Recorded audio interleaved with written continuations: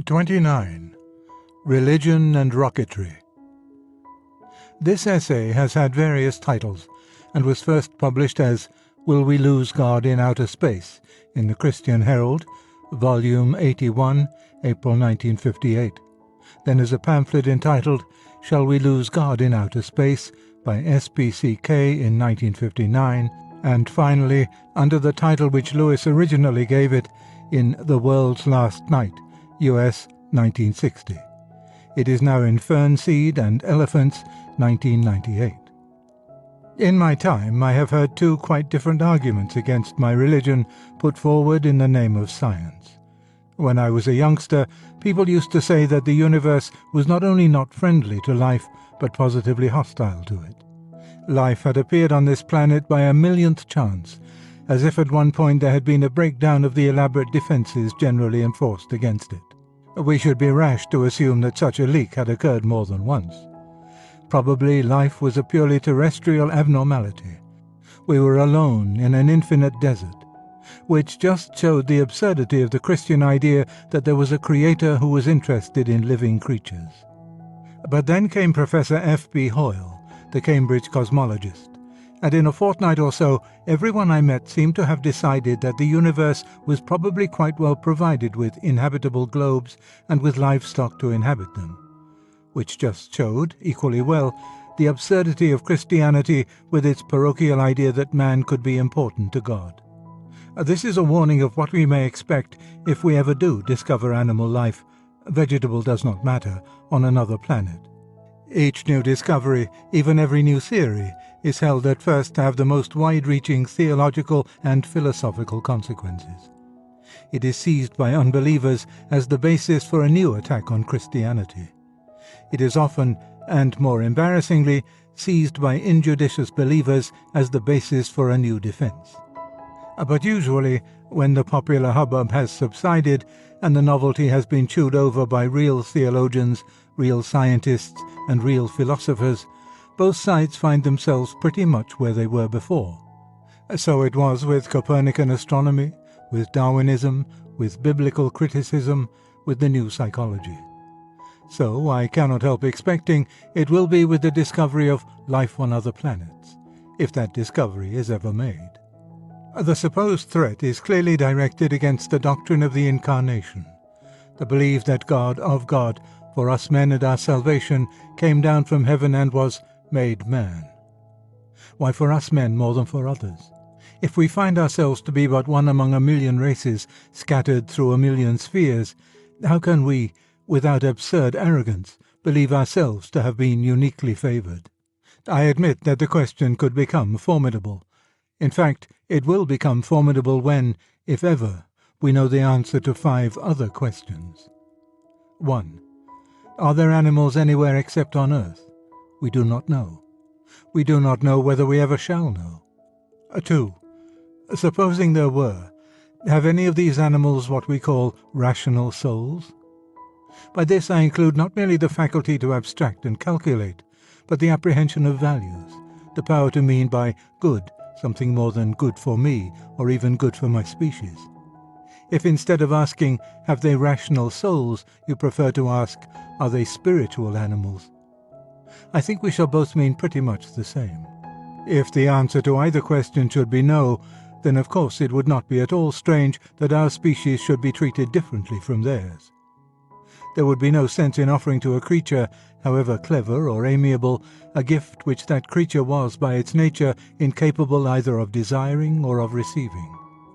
We teach our sons to read, but not our dogs. The dogs prefer bones. And, of course, since we do not yet know whether there are extraterrestrial animals at all, we are a long way from knowing that they are rational or spiritual. Even if we met them, we might not find it so easy to decide. It seems to me possible to suppose creatures so clever that they could talk, though they were, from the theological point of view, really only animals, capable of pursuing or enjoying only natural ends. One meets humans, the machine-minded and materialistic urban type, who look as if they were just that. As Christians, we must believe the appearance to be false. Somewhere under that glib surface there lurks, however atrophied, a human soul. But in other worlds, there might be things that really are what these seem to be. Conversely, there might be creatures genuinely spiritual, whose powers of manufacture and abstract thought were so humble that we should mistake them for mere animals. God shield them from us. 3. If there are species, and rational species, other than man, are any or all of them, like us, fallen? This is the point non-Christians always seem to forget. They seem to think that the Incarnation implies some particular merit or excellence in humanity. But of course, it implies just the reverse, a particular demerit and depravity. No creature that deserved redemption would need to be redeemed. They that are whole need not the physician. Christ died for men precisely because men are not worth dying for, to make them worth it. Notice what waves of utterly unwarranted hypothesis these critics of Christianity want us to swim through. We are now supposing the fall of hypothetically rational creatures whose mere existence is hypothetical. 4. If all of them, and surely all is a long shot, or any of them have fallen, have they been denied redemption by the Incarnation and Passion of Christ? For of course it is no very new idea that the Eternal Son may, for all we know, have been incarnate in other worlds than earth, and so saved other races than ours. As Alice Meynell wrote in Christ in the Universe, "In the eternities, doubtless we shall compare together here 1,000,000 alien gospels in what guise he trod the Pleiades, the lyre, the bear." I wouldn't go as far as doubtless myself. Perhaps of all races we only fell. Perhaps man is the only lost sheep, the one therefore whom the shepherd came to seek. Or perhaps, but this brings us to the next wave of assumption. It is the biggest yet, and will knock us head over heels, but I am fond of a tumble in the surf. 5. If we knew, which we don't, the answers to 1, 2, and 3, and further, if we knew that redemption by an incarnation and passion had been denied to creatures in need of it, is it certain that this is the only mode of redemption that is possible? Here, of course, we ask for what is not merely unknown, but, unless God should reveal it, wholly unknowable. It may be that the further we were permitted to see into his counsels, the more clearly we should understand that thus, and not otherwise, by the birth at Bethlehem, the cross on Calvary, and the empty tomb, a fallen race could be rescued. There may be a necessity for this, insurmountable, rooted in the very nature of God and the very nature of sin. But we don't know. At any rate, I don't know. Spiritual as well as physical conditions might differ widely in different worlds. There might be different sorts and different degrees of fallenness. We must surely believe that the divine charity is as fertile in resource as it is measureless in condescension. To different diseases, or even to different patients sick with the same disease, the great physician may have applied different remedies. Remedies which we should probably not recognize as such, even if we ever heard of them. It might turn out that the redemption of other species differed from ours by working through ours. There is a hint of something like this in St. Paul, Romans chapter 8, verses 19 to 23, when he says that the whole creation is longing and waiting to be delivered from some kind of slavery, and that the deliverance will occur only when we Christians, fully enter upon our sonship to God and exercise our glorious liberty. On the conscious level, I believe that he was thinking only of our own earth, of animal and probably vegetable life on earth being renewed or glorified at the glorification of man in Christ. But it is perhaps possible, it is not necessary, to give his words a cosmic meaning. It may be that redemption, starting with us, is to work from us and through us.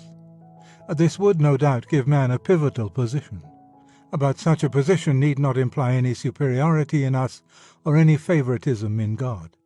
The general, deciding where to begin his attack, does not select the prettiest landscape, or the most fertile field, or the most attractive village. Christ was not born in a stable because a stable is, in itself, the most convenient or distinguished place for a maternity. Only if we had some such function would a contact between us and such unknown races be other than a calamity.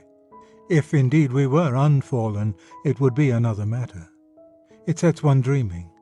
to interchange thoughts with beings whose thinking had an organic background wholly different from ours, other senses, other appetites, to be unenviously humbled by intellects possibly superior to our own, yet able for that very reason to descend to our level, to descend lovingly ourselves if we met innocent and childlike creatures who could never be as strong or as clever as we, to exchange with the inhabitants of other worlds that especially keen and rich affection which exists between unlikes.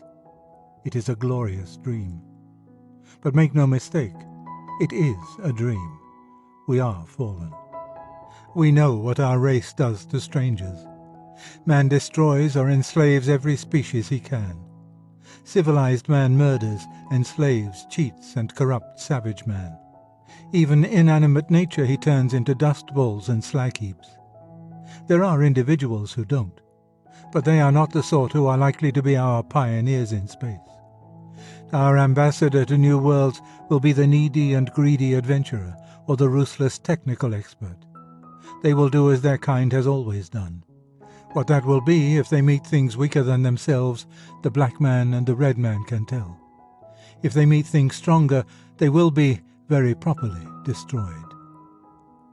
It is interesting to wonder how things would go if they met an unfallen race. At first, to be sure, they'd have a grand time jeering at, duping and exploiting its innocence.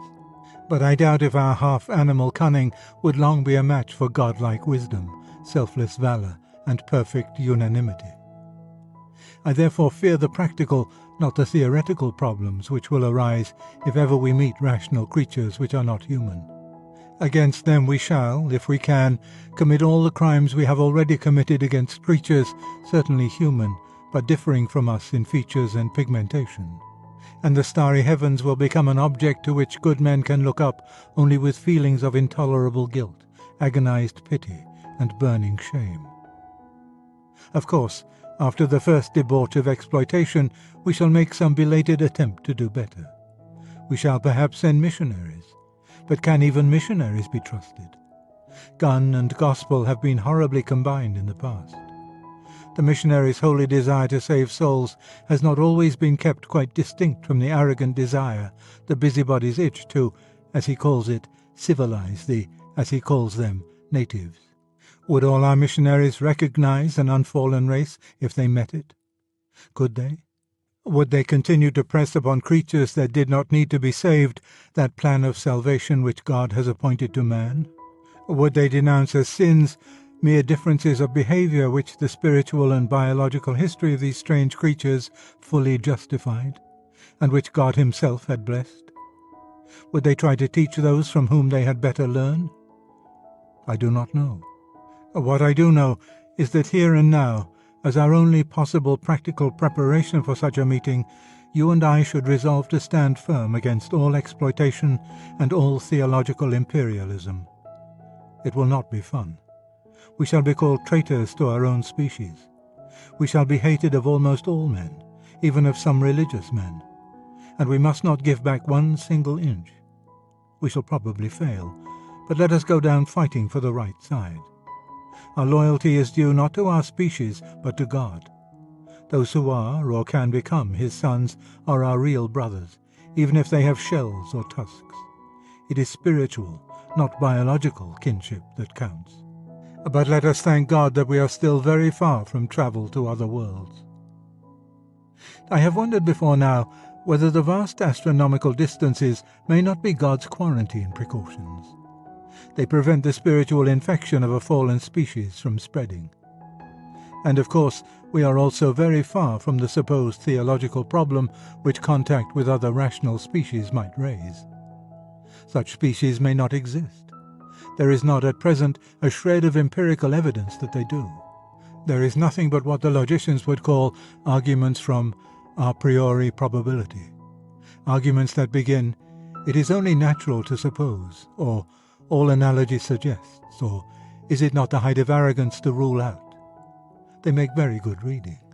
But who, except a born gambler, ever risks $5 on such grounds in ordinary life? And, as we have seen, the mere existence of these creatures would not raise a problem. After that, we still need to know that they are fallen. Then, that they have not been, or will not be, redeemed in the mode we know, and then that no other mode is possible. I think a Christian is sitting pretty if his faith never encounters more formidable difficulties than these conjectural phantoms. If I remember rightly, St. Augustine raised a question about the theological position of satyrs, monopodes, and other semi-human creatures. He decided it could wait till we knew there were any. So can this. But supposing, you say, supposing all these embarrassing suppositions turned out to be true. I can only record a conviction that they won't, a conviction which has for me become in the course of years irresistible.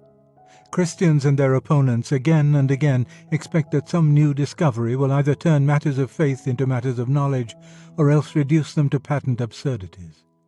But it has never happened. What we believe always remains intellectually possible. It never becomes intellectually compulsive. I have an idea that when this ceases to be so, the world will be ending. We have been warned that all but conclusive evidence against Christianity, evidence that would deceive, if it were possible, the very elect, will appear with Antichrist. And after that there will be wholly conclusive evidence on the other side. But not, I fancy, till then on either side.